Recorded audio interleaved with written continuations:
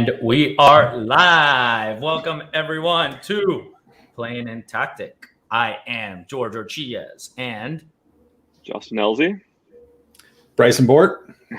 And today who do we have? Dan Borges. There you go. We practiced that. Yeah. Clearly we didn't. So Dan, you want to give some background on yourself, what you've been up to, maybe your recent book you published? Yeah. So for those that don't know me, my name's Dan Borges. I've been involved in offensive security for a while. I recently wrote this book, Adversarial Tradecraft in Cybersecurity. It's a pretty awesome book, but it's largely based on my experiences doing CCDC red teaming. So the book is kind of about cybersecurity competitions and how these offensive teams can attack the defensive teams and how they can respond, especially when they know each other are there. When both sides are aware of each other, you get a lot of kind of adversarial decisions at play. So I've been doing CCDC for like 8 years, and at a certain point I was like, all these new schools just keep coming in, and obviously they're new students, so they don't know what we've told them. So I just need to like write down these lessons learned for students so that way they can have like a leg up when they come into the competition. Nice. So how long did it take you to write the book end to end? Like, I know that's a giant undertaking doing it by yourself. Yeah, so the book took about 8 months, about a month a chapter. And it was hard to write it all myself, you know, like the thing they don't tell you when, I guess they do when you're going to write a book, is that there's just a lot of writing, you know, so it takes a lot of time. But I really enjoyed it because it was almost like a sabbatical, you know, like I got to take this time with these techniques that I've always really enjoyed and kind of spend the time labbing them out. And like, there's one I want to talk to you, but like I've always wanted to build a universal keylogger, like a keylogger that works on every platform. And I kind of dug into that when I was writing the book, and I realized why it's so hard. And hopefully we can talk about that later. Yeah, the $1 million question, would you write another book? I think I might, but I'm going to take a few years before I do it again. That's awesome, though. No, but yeah, definitely lots of work. Thank you for that. Got to skim through it, have not read it all the way. I'm more of a Kindle reader, so you know, everyone pops up their book. I have my Kindle over here. But yeah, no, good stuff. And yeah, I guess let's talk a little bit about your experience, like how you got into red teaming and how's that different from enterprise red teaming? Yeah, so the way I got into it was very much through collegiate competitions. Like I went to school for information security a few years back. That's a thing now.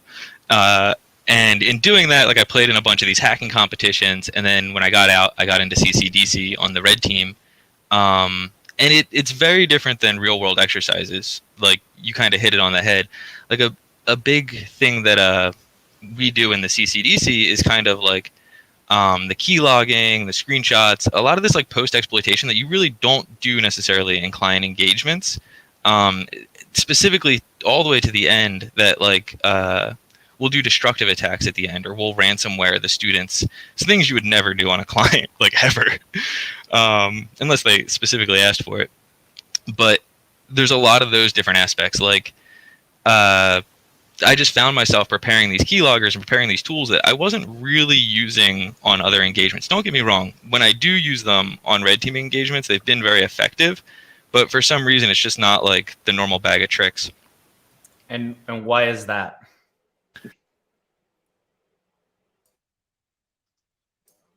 You're muted. We lost you. Oh, sorry. I think it's two parts. Like one, when you use these techniques, they do give you more insight into what the team is doing. But it's also like every time you do another one of these things, it's another detectable technique. So if you don't need it, I could see it, you know, like creating files on disk, like constantly polling API calls that are probably risky. So it can be pretty risky, like if they have EDR. And if I can interject, the other part of that is it depends on human interaction, right? I can't steal what's not there. And so many of the techniques that work are ones where there are lots of ways to harvest credentials and to use different techniques to get there. And in this case, I have to wait for the user to do something. In a CCDC competition, right? How often are the users actually going to be doing traditional operation techniques that are, maintenance that would allow those things to be exposed versus in a real world where that might happen, but now I'm constrained by the amount of time I have to do it versus, right, just drop Bloodhound and own the AD and like, hey, I win. Yeah, exactly. That's a great point. Like that's one of the things that's really different about the CCDC competition is like you have 48 hours where you know both parties are there doing everything they can. So for the defenders, it's like, they know the attacker is there. They just have to find them. For the attacker, they can take advantage of other people being on the same host. Yeah, I think it incentivizes what I call the smash and grab, right? Move quick, move fast. You can be noisy because you're going to be continually doing it. They already know you're there, so there's no stealth or element of surprise. Some of the techniques that we've used in competitions like that, or like more of the paintball where you have the red and blue components and the red and blue components on top of each other, has been, since you can kind of cheat and know that, creating things that, if I automatically see a process out of this, just block it. If I see traffic that's not this, just automatically block it. Things you can't do in a real enterprise because you have to be more fine-tuned. But in that kind of environment, you can get away with it. Beacon set at 1 second. Absolutely, yeah. So that's more or less like our playbook is smash and grab. Like we want to get in there as fast as possible. At the Nationals, the strategy changes a little different. Like we try to stay very quiet the first day, so that way we get caught in backups. But yeah, like across the board, our strategy is like, we want to be in there, like George was saying, T0, T1. We want to be in their machines. We want to drop persistence, and then we just want to like kind of sit there and monitor.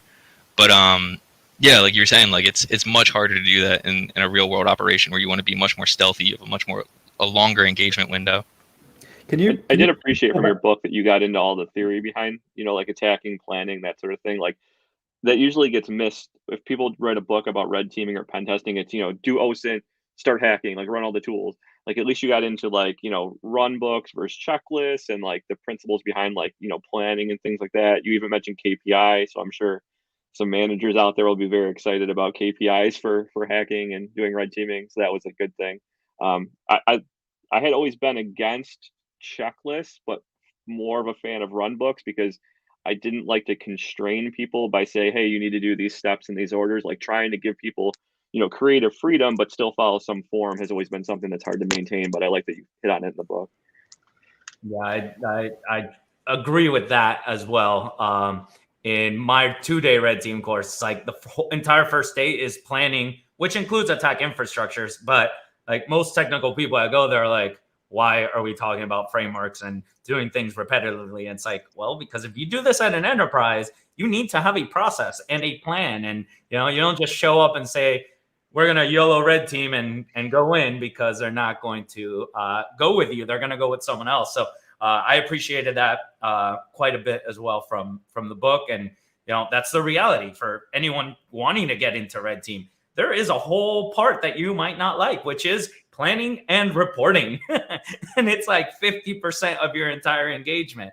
But yeah, that area is definitely good. And to checklist, right? It's just being able to have something repeatable, especially when you're working on an internal red team or trying to scale up, right? I don't know where you work, Dan, or, if you run an internal team, but, you started with like 1 or 2 people, then they start specializing. Now you have like the infrastructure person, the developer that doesn't do ops, the ops person that doesn't do dev, and keeping all that and moving, right? It gets harder, and your book covers that. So that's another area that I like.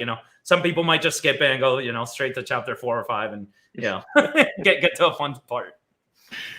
Yeah, you guys hit on so many good points. Yeah, I was cautious about putting that stuff in there because it's not so technical. But on the same point, like that's such a big part of the thing, both long-term planning and short-term planning, building that team, making sure you have building that team and making sure you have that different expertise. And then just like you were saying, George, like these are things you're going to need on every op. You're going to need your C2. So you should have a way to deploy that. And that can be a run book. And then eventually you can take that run book and automate it. And then you could have scripts that deploy your C2. And that's another reason I like run books, is it's one way for like somebody that knows something to transfer their knowledge to other team members and get them up to speed. But it also kind of like leaves a template if somebody wants to automate something in the future. And it's like, hey, here's the process we're really trying to get down.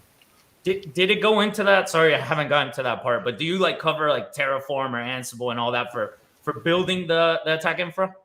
I don't cover Terraform in this or anything like that, but I do really suggest those things. Like that's awesome if you can stand those up. I do cover planning your next stages. So obviously you would set up your C2, and then I cover automating deploying a stage 2 implant from a stage 1. In our example, we use Meterpreter and Sliver, and then we just like write RC scripts to chain them together.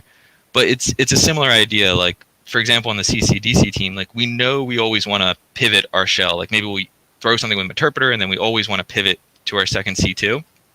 So we just want to automate all of that as much as possible. And if it's not automated, like we'll have little one-liners, and if somebody else lands on a box, we'll be like, run this one-liner, and then we'll be good. You'll have persistence laid down, so if you lose your shell, it's okay. Have you done work with any of the other, like, so RIT has like ISTS. Have you done work with any of those other like CCDC style events? I haven't actually participated in ISTS, but a bunch of the people that play in that also play in CCDC. And then I've done a lot of Pros versus Joes, which is the big attack defense competition. They do that at B-Sides LV, and that's neat because that's like everybody's defending and then also attacking each other.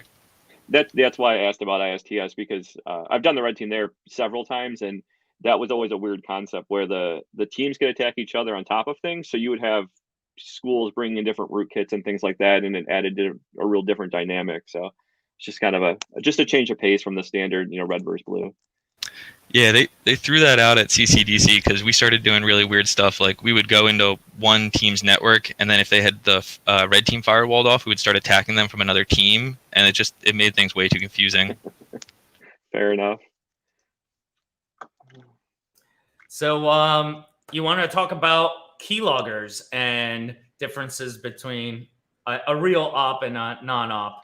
So I've personally tried this and would definitely love to know your opinion on all of that. Yeah, so I guess first, like what we're not going to talk about, because like Keylogger is a broad word and a lot of stuff's like amorphous in computer security. So like we have those screenshot tools that like take pictures of your desktop.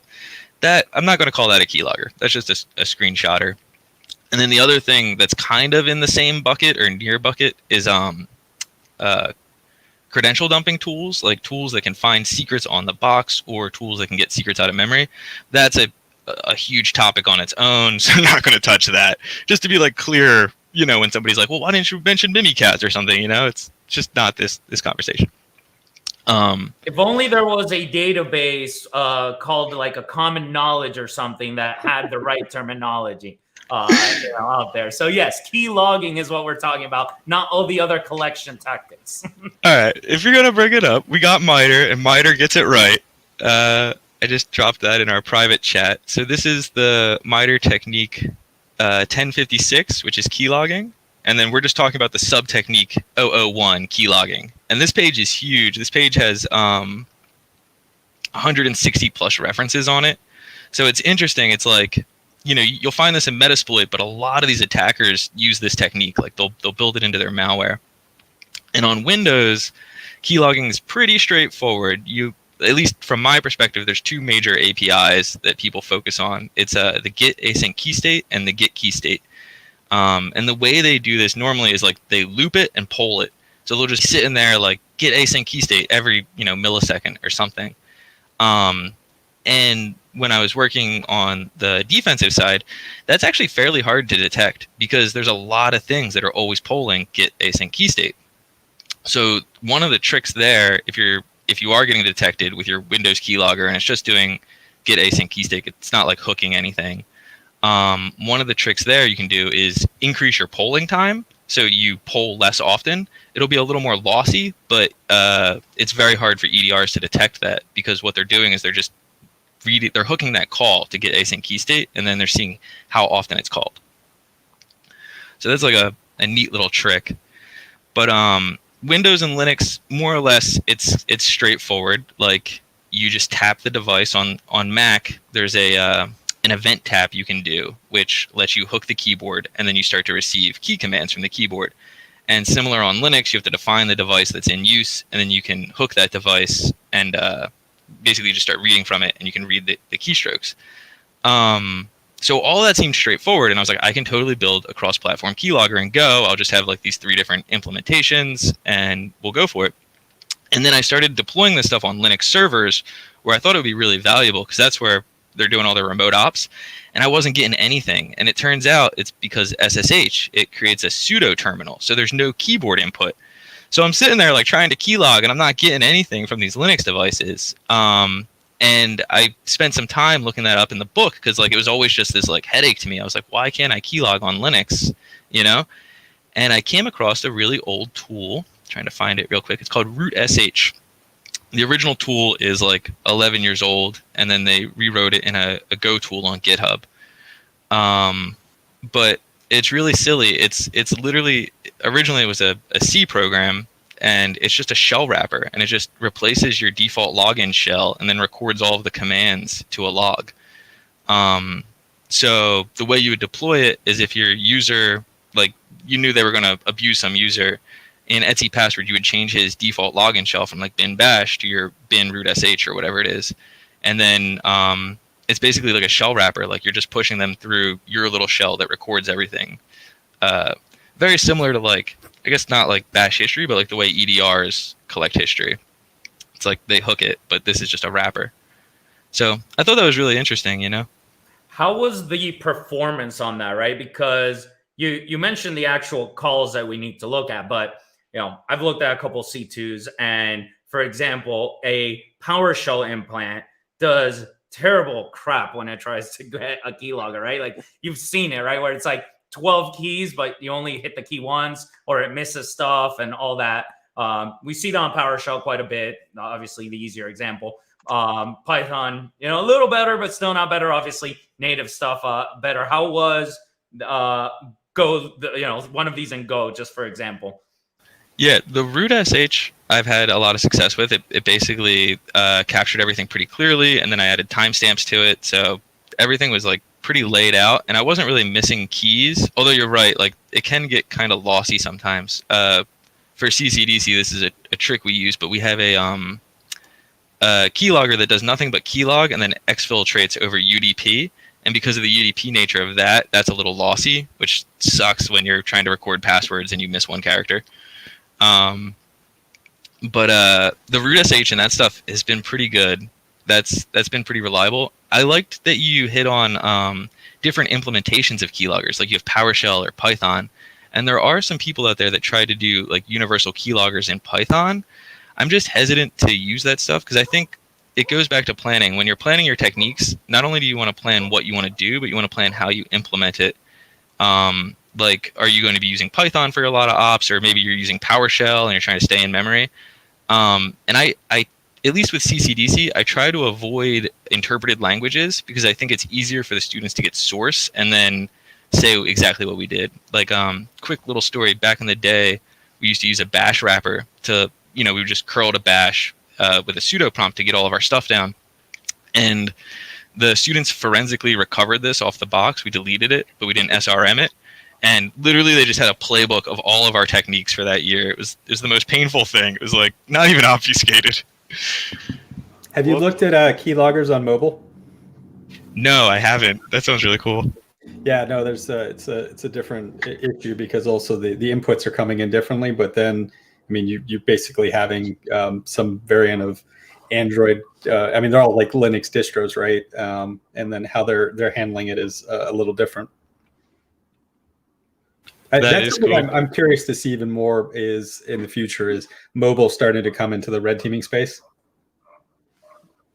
That's a tough one though with red, like who owns the phone with BYOD, because we've tried to like expand into that before, and we've always run into that like, hey, well, how much leeway do we have here to kind of abuse this path? So I wish people would go back to issuing phones because then it's straightforward. Hey, you guys can, your company owns it, do whatever you want.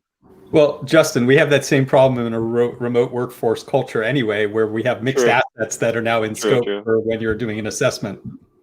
Yeah, that's always fun. That's all about guardrails now. That was the worst. It used to be like phishing, and everybody would check their email from their phone. And go to my payloads work here. What's going on?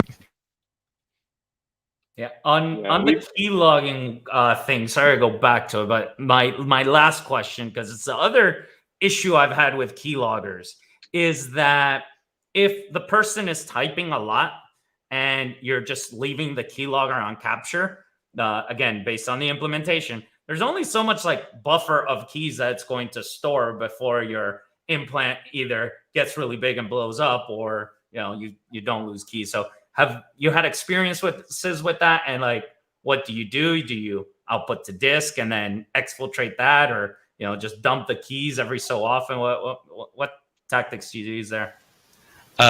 Typically when I do it, I'm writing to disk, which is also a good behavioral way to detect it, right? Like if you see somebody polling get async key state, and then that process is also writing to disk, you probably have a problem. But typically I'll write to disk, and I'll try to like hide it as like a user icon or like something like very benign, and I'll just change the name. And yeah, once that file grows beyond a certain size, it becomes very obvious. Like, what is this icon doing that's like a gig or something, Like, why is this so massive? But I've never actually filled the disk with that stuff. I filled the disk with a screenshot utility a few times. And I don't know if it was in a competition, but I've definitely just like left it running by accident on my VM and come back and my VM has crashed. Did you accidentally talk about detection there? Did you say something around being able to detect certain get key states, etc., and then writing to disk? Are you a blue teamer here? What's going on? Secret blue team. All you need to do is just find one of those super chatty apps that runs out of app data and just write everything there. Now that everybody runs, since everybody's got their logging goes to that folder. But, yeah, such is life. I think we have an audience question from Eric. A good one. What is your take on building scripts and tools in Go versus Python? You guys want to take a shot, or do you want me to? So I can go first. We've avoided Go, at least at the red team here, just because we saw that it got so popular, and the way things tend to go is it gets really popular on InfoSec and red team side on Twitter, and then some malware chases it, and then everybody focuses on it. So we thought it was going to be one of those waves of, this probably isn't super useful to highly invest in. However, for in like the dropper space and like the stage 0 that we kind of talked about in the past, I think it's very good for that. We just didn't heavily invest, at least on our side, in tooling in Go.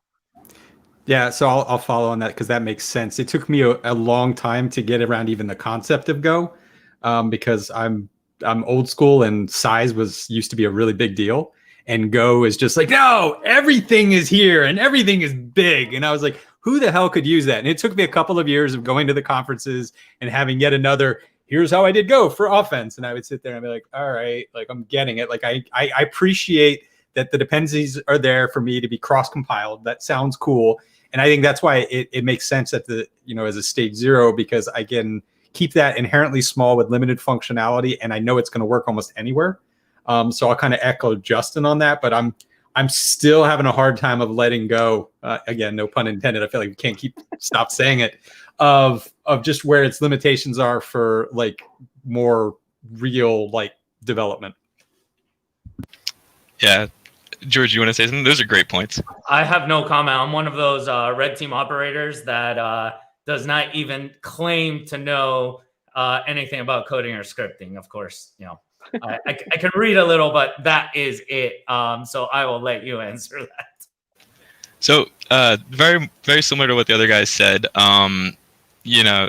Justin, you were saying like you were afraid it was going to draw the eyes of researchers, and just at the Mandiant M conference, you had a really good talk on reversing Go applications where they like show how to get rid of all these like junk functions and how to like really drill into the user-defined functions.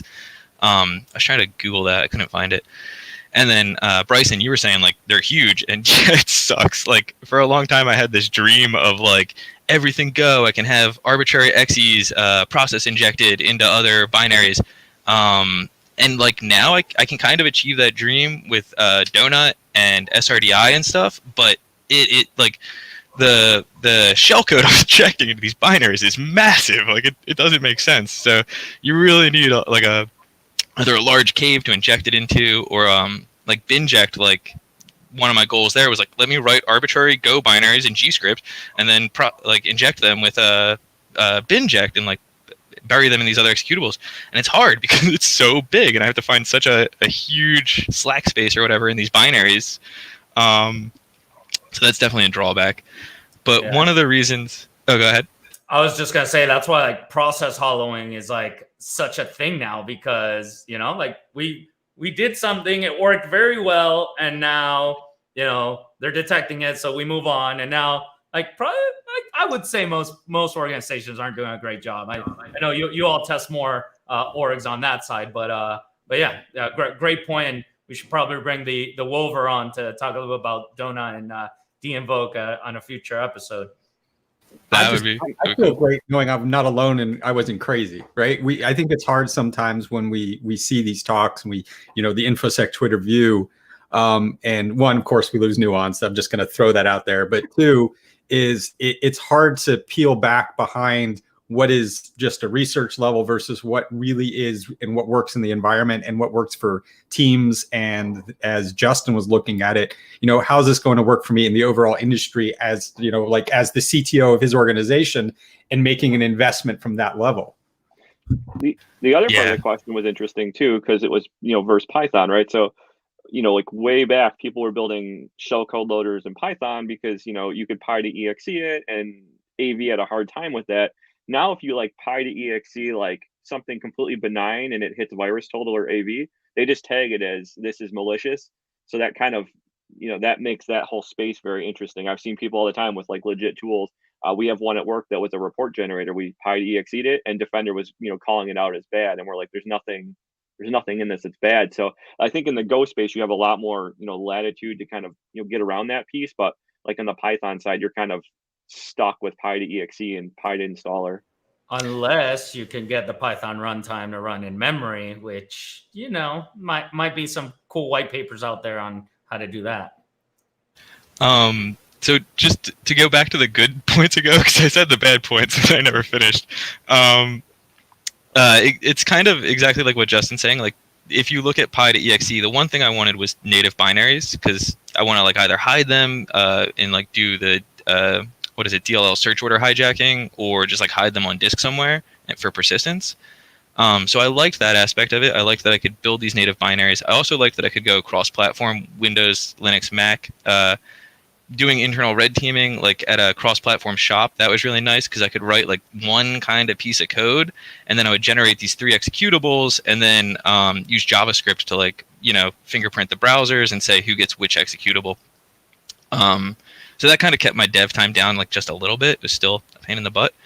And then I think there was another thing about like I don't know if it was the runtimes, or basically one of the reasons I like it over Python is I don't want them to get the source code back. And then AV, like the Go binaries are good with AV, at least GScript has been for a long time. Defender is starting to catch up. And then nowadays, like researchers, it's really easy just to single Go binaries out from every other binary. So they're like anomalous in that regard. So that's kind of a negative against them. And, just one thing is like, as a hacker, I'm always trying to keep my eyes on the horizon. I'm always trying to say, like, what can I pivot to next that will, break away from the herd? And it's older, but, going back to it, like Bytebleeder's NIM stuff is not bad. You know what I mean? Like also cross compiles, much smaller. It's pretty cool stuff. So that's kind of the reason behind Go, is just switch it up, like get a different language. It has a lot of useful features, but there are drawbacks for sure. Yeah, the NIM stuff's a great topic because you're basically going backwards, right? Like you have Go that is so giant and bloated, and you get these giant EXEs, and now you're working backwards with these other languages that basically compile down to like C, and you make EXEs out of them very easily, but there's a bunch of snippets so you can kind of build out what you're looking for without a giant lift on the coding front. So it's nice to see some changes. And like we said, we're always talking about what the trend is, what the value is going to be, and then long-term investment. But I think there's a place for everything. So it's nice to see all the innovation that comes from the Go side directly from CCDC, because there's been a whole bunch of like implant frameworks and things like that have come out from you guys. Yeah, but now I see why you had mentioned Sliver earlier on. So anyone listening that wants to play with Go implants, Sliver is a great and free C2. It apart from compiling on Go, it actually has some really nice crypto as it builds the binary. Ends up taking like 10 minutes or more, depending on how much CPU you've got. But it's a pretty cool one. I'll post a link here. takes you a little longer by the time you figure out how to set up your Go environment and Google around and go through that whole process. I think that's what made people so mad about Go initially, is because they're like, how do I just can't compile this thing? And then you're like, you Google and you set up your Go environment the first time, and then you're like, everything's great. Then you forget about it and start over again, and then everybody loses their mind. It is peculiar, yeah. You need like all your folders in the right places, your environment variables pointing right. So I think the last audience question here before we wrap up, what's the next implant language? You mentioned some stuff, right? You mentioned NIM, but what are your thoughts? I like NIM. One thing I've been thinking about, and I don't even know if this is a good implant language, but like just deploying VMs to hosts, like Docker's running everywhere all the time. You know what I mean? So it'd be neat to like get stuff there, but you'd still need root control. You'd have to open up a lot of like ports or namespaces. So I don't know how great that would be. For me, I'm probably going to stick with Go just for a little bit longer. I feel like it still has some shelf life. There's some really cool projects coming out in Go right now. There's this one project. It's not quite complete yet, but it's by this guy, Red Skull. It's called Mitsubishi, and that looks really neat just because it's using Go templates and like memory injection to kind of carry out its things, and it uses this implementation. I think it's called Hell's Gate. I'm not 100% if it's Heaven's Gate or Hell's Gate, but it basically looks up like all of the direct API calls and uses those directly rather than querying the different system binaries. So that stuff looks really powerful. So I'm still kind of like, I might pivot to that, but I still use GScript pretty regularly. I still write a lot of my implants in Go. It's just a fast dev language for me.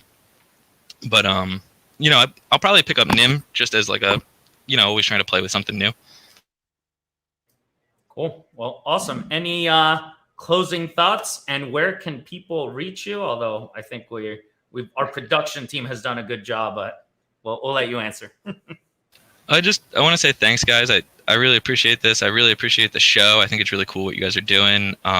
I'm just glad that there's like people now talking about these tactics. And like Bryson, you hit a great point, right? Which is like so often you can't tell between what is like useful and what is just research, right? And I think if you have a show like this where you can kind of hash that out, that's really cool. That's our goal. Awesome.